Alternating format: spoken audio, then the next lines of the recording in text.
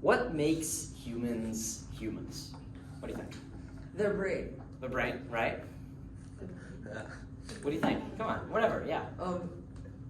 Neural network transfer. Neural networks? Okay, yeah. The soul. The soul, I like that. Yeah? Well, what makes humans human? Come on, tell me. Whatever. The emotions. Emotions, yeah. Chosen by God. Chosen by God, I like it. Emily, what do you think? Hair. Hair? That's a very unique response. I think they're very religious. Yeah. All right, well, first of all, I'd like to say that we can make a distinction between, the different factors that contribute to our existence. So on one hand, we have our hardware, right? Hardware. So what includes like flesh, blood, nerves, whatever that is in relation to our body in and of itself. On the other hand, we have our software. What's soft? So this means our decision-making processes, our cognition, our mind. The second area is really where the magic happens, right? So notice how the main difference between our hardware and our software is simply that, at least today, we can't truly modify our hardware. If you want 5 extra limbs, there's no way to achieve that. However, we're entirely capable of changing our software. When you were born, you couldn't read or write.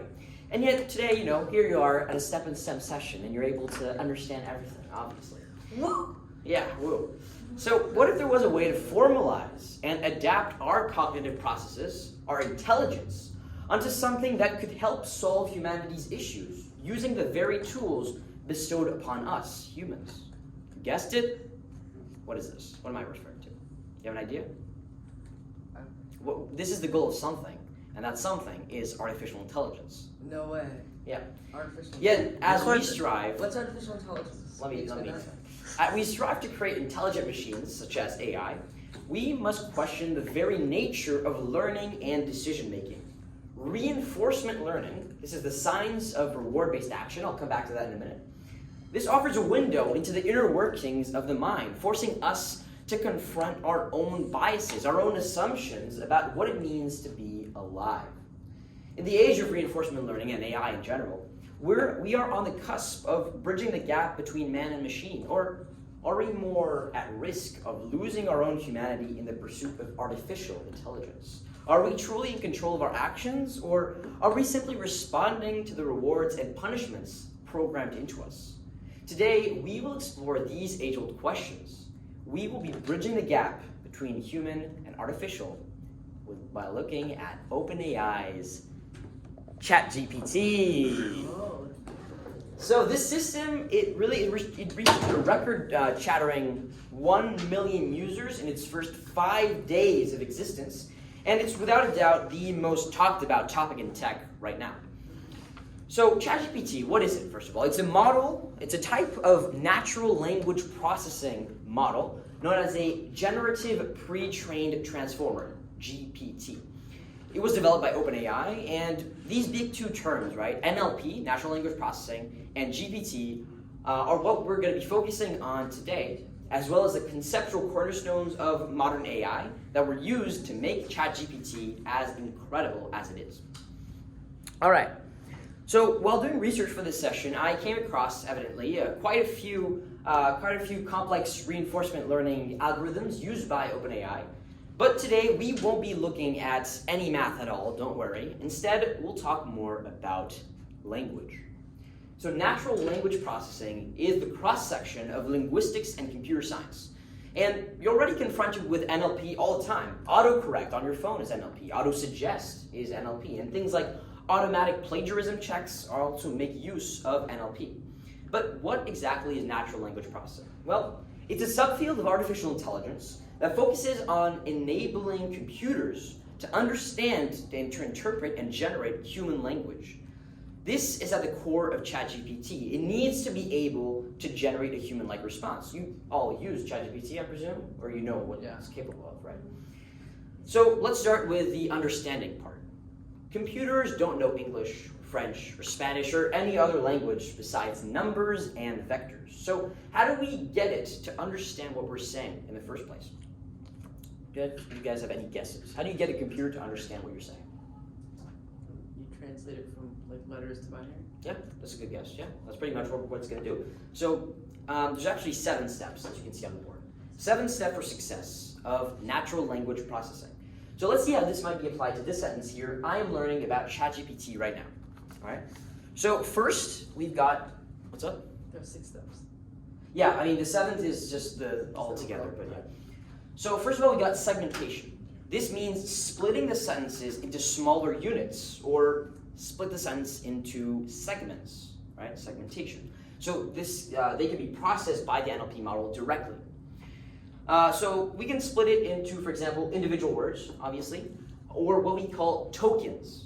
The term token pops up quite a lot here. Even OpenAI's pricing model is based on tokens. Prices are per 1,000 tokens. So you can think of tokens as pieces of words, pieces of sentences, where 1,000 tokens are about 750 words. And this paragraph, for example, that I'm reading here is around 45 tokens. Next up, you guess it, we got tokenization. Tokenization means converting the words to a standard format. For example, lowercase or uppercase or whatever. The next step is to remove common words which don't really contribute anything to the meaning of the sentence. So in this case, what would these words be? What do you think? About, and right? So you're thinking about and right? Yeah, that's exactly right. You take out about, you take out right because they don't really add anything. So this can help to reduce the amount of data that needs to be processed by the NLP model and really improve its performance by a big mile. So in this case, we're left with, I am learning ChatGPT now, which still has pretty much the exact same meaning as our original sentence. We can also reduce the words to their base form or their stem in order to improve the model's ability to generalize and recognize patterns. This might involve using algorithms, for example, that remove suffixes from the words and leave only its core meaning. So for this sentence, let's look at what's known as the stemming step. Yes, I realize the irony that we're talking about the stemming step in a step and stem session. Thank you. So yeah, basically, for example, here, right, you've got learning. Learning, if you go to the stem, what would it be? Learn, exactly. Yeah, so we can go even further than that, actually, and go to lemmatization, which is the next step. It's really similar to stemming. It just means that you reduce the words to their dictionary form. For example, am, what would am turn into, you think? To Be. Yeah, exactly. So our sentence is now reduced to, I be learn ChatGPT. So it's not really grammatically correct, but you get what it means, right? In speech tagging, which is the next step, we assign a tag to each token, which indicates its role in the sentence. For example, noun, verb, adjective, whatever is what we do in literature language class. This can help the NLP model to understand the syntactic structure of the sentence, the syntax. Lastly, we've got named entity recognition. So this final step, we classify any named entities in the sentence. So what is a named entity? What do you think? It's like a proper noun, for example, Paris, whatever. Or specific people, specific organizations, companies, locations, whatever. Once all of these steps of the NLP process have been applied to the sentence, the model will have a more complete and more accurate understanding of its meaning and its content. So if you run through these 7 steps, 1 through 7, for a vast amount of data, the computer is looking for patterns and structures that can help it understand the underlying meaning of words, sentences, and language. In other words, it starts learning. But how exactly it learns, you're going to see in a bit. This understanding is typically represented using numerical or vector-based data structures that can be easily processed by the model because, as I said, a computer can't talk words, it can only talk numbers. So the better it understands, the better it can use this knowledge to generate its own text that is similar to human language that we understand. This perfectly leads us into how ChatGPT, generative pre-trained transformers, work. So generative means that the model can generate something, obviously. In this case, it can generate a human type language or a human-like text. Pre-trained refers to the fact that the model has been trained initially on the vast amount of data that we just discussed. Keep in mind that for the specific ChatGPT model, it also means that it doesn't get better the more you chat with it, right? It has been pre-trained, so what you get is based on a snapshot of the internet, which actually has a data cutoff in September 2021. If you talk to ChatGPT about the war in Ukraine, it's not going to know what happened, right? So, we get to the juicy part. transformers, the last part of GPT. These transformers are really the crazy part that made this whole technological breakthrough happen in the first place. A transformer consists of two parts, easy, encoder, decoder. These 7 steps we just described are all happening in the encoder, right here. So the output of the encoder is a numerical or vector-based representation of the input sentence that captures the meaning and the structure of the sentence in a compact and efficient form. This is what we're going to work with in the decoder. The decoder, the goal is dependent on the specific use case of the transformer. But for us, with ChatGPT, it's sequence-to-sequence transformation. What does that mean? That means you feed in one sequence, like a sentence, a question, a text, whatever, and what you get back is another sentence, another text, another paragraph, whatever. For example, if we take our input sentence from earlier, I'm learning about ChatGPT right now, the decoder might generate an output sequence that would look like something like, as a result, I now have a better understanding of how ChatGPT works and what it can do. This is similar to human language, as you might have guessed, and captures the meaning and the structure of the input. These transformers are actually really new to machine learning technology in general. They were introduced in 2017, so yesterday pretty much, in the paper with a really fantastic title, Attention is All You Need. So transformers use what is known as a self-attention mechanism that allows the model to focus on the most relevant parts of the input when generating its output. If I give you a text, for example, you're not going to want to look at the words, or during a test, obviously, when you're pressed with time and constraints, you only want to look at the important parts, those that will help you get a really important answer. So how does it deduce what's relevant and what's not important? Well, it does so by calculating how much attention each vector or each part of the text should receive based on other vectors in the input. That's why they're so good at summarizing content, because they understand context. Since the vector's attentions are based on the other vectors of the sequence, this means that they understand relations. They don't look at words individually, they look at how words come together, which I think is really fascinating. So this breakthrough was really essential for technologies like ChatGPT because it allows the model to effectively process input sequence of any length in a parallel and efficient manner. Parallel means at the same time you look at each part of the text. You don't look through one by one, which would take a lot more time and calculations. But this vastly outperforms other techniques like recurrent neural networks or convolutional neural networks. But we're already talking about the outputs here. So let's take a step back and see how it was trained in the first place. So OpenAI really got creative here, using a variety of different machine learning techniques to get the best result. An initial model was trained through what's known as supervised fine-tuning. Here, a lot of prompts were created, and a human described the desired input. This language model is basically looking at that to understand what's going on.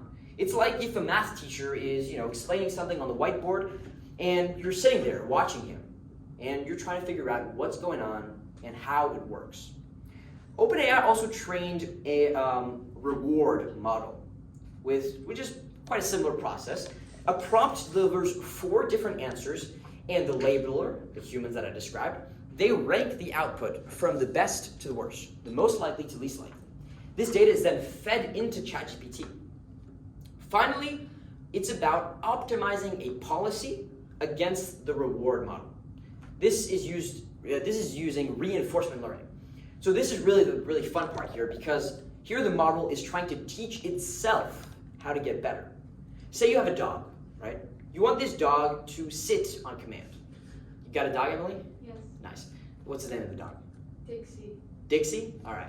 So say you got Dixie, you want Dixie to learn how to sit on command.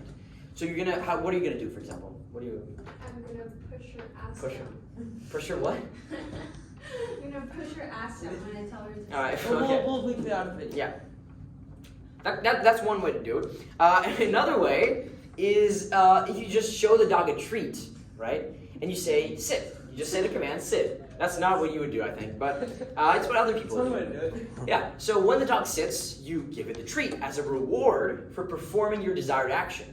Over time, the dog learns to associate the command sits with the action of sitting and the reward of getting a treat.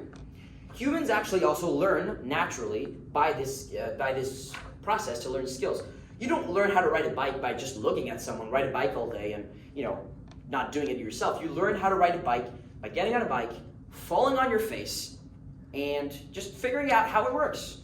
What went wrong? How can I do this better? What? No, obviously, you firstly you get born in the Netherlands, then you get on a bike, and then you ride a bike. That's another way to do it. That's true. Yeah, yeah. You're pretty good at riding bikes. Shouldn't ChatGPT should just be born in the Netherlands? Yeah, exactly. Yes. So yeah, you just do this. Dutch. Either you're born in the Netherlands, or you just do this until it feels natural, falling on your face and then learning from it. In this case, falling on your face is the punishment for a bad action, and the dopamine from learning the skill and being able to move faster is a reward for a good action. This is exactly how machines like ChatGPT learn through reinforcement learning as well, which is personally my absolute favorite part of modern AI. So now that you understand the underlying frameworks behind how ChatGPT truly functions and performs, let's take a look at your vision of reinforcement learning. Let's get into groups and try to find a new way to apply reinforcement learning to a problem, an issue, whatever is on your mind you can think of. Whenever you're ready, you may start.